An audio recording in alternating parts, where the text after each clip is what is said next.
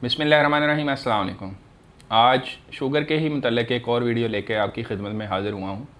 ये video basically एक education है उन लोगों के लिए जो कि डॉक्टर के मशवरे के बगैर बिला ज़रूरत ऐसी दवाइयाँ इस्तेमाल करते रहते हैं जिनकी वजह से उन्हें शुगर भी हो सकती है। ये 5 ऐसी दवाइयाँ हैं जो कि बहुत ही कॉमनली प्रेस्क्राइब की जाती हैं। इनमें से 2 तो बहुत ही कॉमन हैं जो कि आम कोएक्स के क्लिनिक पे और आम तौर पे अक्सर जो मैंने देखा है 60-70% के करीब जो मरीज़ हमारे पास आते हैं वो इस्तेमाल कर रहे होते हैं। लोगों को मालूम नहीं होता कि उन्हें जो शुगर हुई है वो इन दवाइयों के इस्तेमाल की वजह से हुई है। वो यही समझ रहे होते हैं कि जैसे बाकी लोगों को शुगर हो रही है उन्हें भी वैसे ही शुगर हुई होगी, लेकिन ये डायबिटीज़ उन्हें उन दवाइयों के गलत इस्तेमाल की वजह से होती है। तो इन 5 दवाइयों के बारे में आज हम जिक्र करेंगे। सबसे जो टॉप पे है ये मेडिसिन जिसको हम कॉर्टिकोस्टीराइड कहते हैं और आम लफ्ज़ों में लोग इसको स्टीरॉयड इंजेक्शंस या स्टीरॉयड की टैबलेट्स के नाम से जानते हैं। ये दवाई कोएक्स के क्लिनिक पे बहुत ही ईजीली अवेलेबल होती है। हमारे ज़्यादातर लोग जो भी डॉक्टर के पास जाते हैं या कोएक के पास जाते हैं उनकी बस एक ही फरमाइश होती है कि डॉक्टर साहब दवाई ऐसी दो कि ऐसी खा के फ़ौरन ठीक हो जाइए, यानी एक ही डोज से वो ठीक होना चाहते हैं। तो कोई भी ऐसी दवाई ऐसी या पेन किलर नहीं होते जिनकी एक आधी डोज खाने से ही मरीज़ ठीक हो जाए। तो फिर मजबूरन कह लें या फिर मरीज़ की इस जो है ना वो बातों से तंग आकर डॉक्टर या क्वैक फिर क्या करते हैं कि मरीज़ को स्टीरॉयड के इंजेक्शन लगाते हैं। जब भी मरीज़ आता है पेन की कंप्लेंट के साथ वो उसको जो है वो पेन किलर के साथ स्टीरॉयड मिक्स करके इंजेक्शन लगाते रहते हैं। जब ये लोग बार बार इस तरह के कॉर्टिकोस्टीराइड के इंजेक्शन लगवाते रहते हैं उससे पेन तो ठीक हो जाती है, बुखार भी ठीक हो जाता है, मरीज़ फ़ौरन आधे घंटे के अंदर बेहतर फील करना शुरू कर देता है। लेकिन जब ये दवाई लंबा अरसा तक के लिए दी जाती है एक मरीज़ को तो फिर वो शुगर और ब्लड प्रेशर का शिकार हो जाता है। अब मसला था दर्द का मसला लेके आप हकीम नीम हकीम या डॉक्टर के पास गए और फिर आप जो है वो शुगर करवा के उसके पास से आ जाते हैं। दूसरी जो दवाई है वो है बीटा ब्लॉकर। बीटा ब्लॉकर भी बहुत ही कॉमनली प्रेस्क्राइब की जाती है। ये अक्सर एंग्जाइटी के लिए या फिर जो है ना धड़कन की तेज़ी के लिए अक्सर मरीज़ों को प्रेस्क्राइब कर दी जाती है। इसी तरह ही ब्लड प्रेशर के लिए भी बहुत ही कॉमनली ये मेडिसिन जो है ना वो प्रेस्क्राइब की जाती है। हालांकि ब्लड प्रेशर की जो गाइडलाइंस हैं उसकी किसी भी जगह पे बीटा ब्लॉकर जो है वो स्टार्ट में नहीं आती, सवाए जो है वो अगर कोई दिल का मरीज़ है तो उसमें बीटा ब्लॉकर जो है वो टॉप ऑफ द लिस्ट होती है। लेकिन बाकी हर जगह पे बहुत सारी और दवाइयाँ होती हैं जो कि हमने बीटा ब्लॉकर से पहले स्टार्ट करवानी होती है।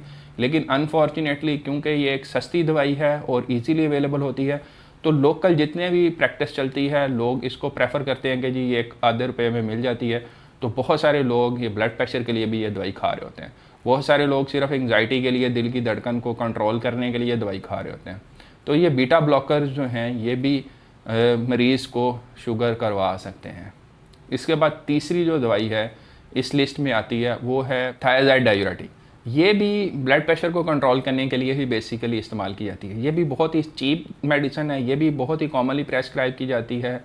कम्बिनेशन में ज़्यादातर ये दवाई आती है। तो ये दवाई जो है डायूरेटिक जो है थायराइड डायूरेटिक है और ये भी आपको शुगर करवा सकती है। चौथी जो दवाई है वो इस लिस्ट में है स्टैटिन्स, जो कि कोलेस्ट्रॉल को कम करने वाली दवाई है। अक्सर लोग जो है ना वो जाते हैं सिंपल लैब से किसी भी से जाके कोलेस्ट्रॉल जो होता है सीरम कोलेस्ट्रॉल चेक करवा लेते हैं। वो फास्टिंग लिपिड प्रोफाइल कराना भी मुनासिब नहीं समझते, सिंपल जो है वो कोलेस्ट्रॉल का टेस्ट करवा लेते हैं। उससे ये भी नहीं पता चलता कि उनका अच्छा एलडीएल या बुरा कोलेस्ट्रॉल जो है वो बढ़ा हुआ है। अगर किसी को अच्छा या बुरा कोलेस्ट्रॉल के बारे में नहीं पता तो वो मेरे चैनल के ऊपर कोलेस्ट्रॉल के बारे में एक मेरी डिटेल वीडियो उसको देख सकते हैं। खैर जो ओवरऑल कोलेस्ट्रॉल होता है उससे आपको ये नहीं पता चलता कि किसी शख्स के अंदर जो अच्छा या बुरा कौन सा कोलेस्ट्रॉल बढ़ा हुआ है, और वैसे भी ये इतना रिलायबल नहीं होता है। आपको जब भी कोलेस्ट्रॉल चेक करवाना चाहिए तो आपको फास्टिंग लिपिड प्रोफाइल करानी चाहिए। अच्छा, फास्टिंग लिपिड प्रोफाइल करा लें या आप कोलेस्ट्रॉल करवा लें, आपकी एज 40 से कम है और आपको कोई और रिस्क फैक्टर नहीं है और आपका थोड़ा बहुत कोलेस्ट्रॉल बढ़ा हो तो आपको स्टैटिन यानी कोलेस्ट्रॉल को कम करने वाली दवाओं की ज़रूरत नहीं होती। आपको अपनी डाइट को बेहतर करने की ज़रूरत होती है और एक्सरसाइज करने की ज़रूरत होती है और वॉक करने की ज़रूरत होती है। ज़्यादातर लोग जो है वो जान छुड़वाते हैं, वो कहते हैं कौन डाइट करे यानी कि अच्छी डाइट ले, कौन वॉक के लिए जाए, इतना हमारे पास टाइम नहीं है। वो डॉक्टर को कहते हैं जी हमें बस आप कोलेस्ट्रॉल कम करने वाली दवाई जो है वो लिख दें। वो अक्सर कोलेस्ट्रॉल कम करने वाली जो स्टैटिन्स होती हैं वो खाते रहते हैं। तो ये स्टैटिन्स भी वन ऑफ द रीज़न्स हैं जिनकी वजह से किसी भी शख्स को डायबिटीज़ हो सकती है। तो जाने अनजाने में ऐसे जो लोग होते हैं वो भी शुगर का शिकार हो सकते हैं। पांचवी दवाई जो है वो कम प्रेस्क्राइब की जाती है नॉर्मली रूटीन में, वो है एंटीसाइकोटिक्स। एंटीसाइकोटिक्स ज़्यादातर जो शिज़ोफ्रेनिया और इस तरह की बीमारियों के मरीज़ होते हैं, जिनको दिमागी मसाइल होते हैं, डिमेंशिया वगैरह के, उन्हें भी एडवाइस की जाती है। तो ये दवाई भी शुगर का बायस बन सकती है, लेकिन ये बहुत रेयर आम जो है वो डॉक्टर्स प्रेस्क्राइब करते हैं, तो इसलिए, लेकिन ये भी क्योंकि इस लिस्ट में आती थी तो मैंने इसका भी जिक्र करना मुनासिब समझा। तो इसलिए ये बहुत ज़रूरी है कि आपको इस बात का रियलाइजेशन होना कि कौन सी दवाएं हैं वो शुगर कर सकती हैं। इसी तरह बाकी भी बहुत सारी दवाएं हैं जिनके और बहुत सारे साइड इफ़ेक्ट्स होते हैं। इसलिए आपसे एक रिक्वेस्ट है कि जब भी आपने कोई मेडिसिन शुरू करनी हो तो आपको डॉक्टर के साथ उसके फ़ायदे नुकसान जो हैं वो डिस्कस कर लेने चाहिए। अब मैं बाहर जॉब कर रहा हूँ, यहाँ पे जितने भी पेशेंट्स आते हैं वो डॉक्टर से ये बात डिस्कस करते हैं कि मैंने इसके ये साइड इफ़ेक्ट्स पढ़े हैं।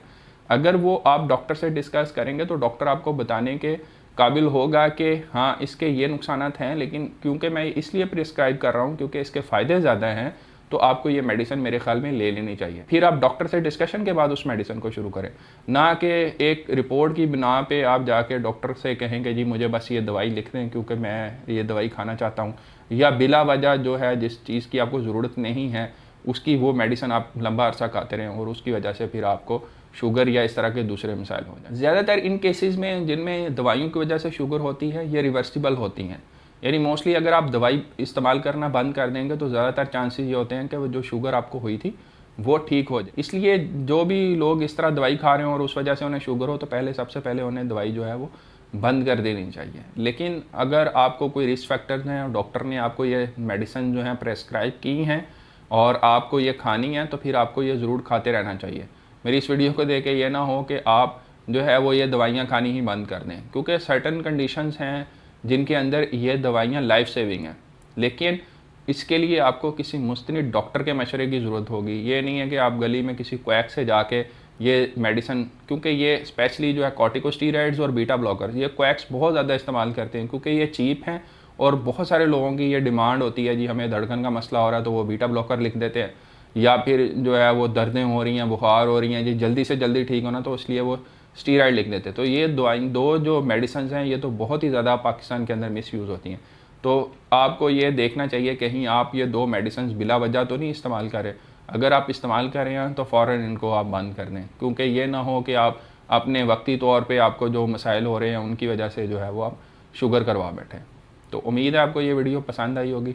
अगर आपको वीडियो अच्छी लगी है तो वीडियो को लाइक ज़रूर करिएगा और दोस्तों के साथ शेयर करें। अल्लाह आपका और आपके घर वालों का हमिया नासर हो। दुआ में याद रखिएगा। अल्लाह हाफ़िज़।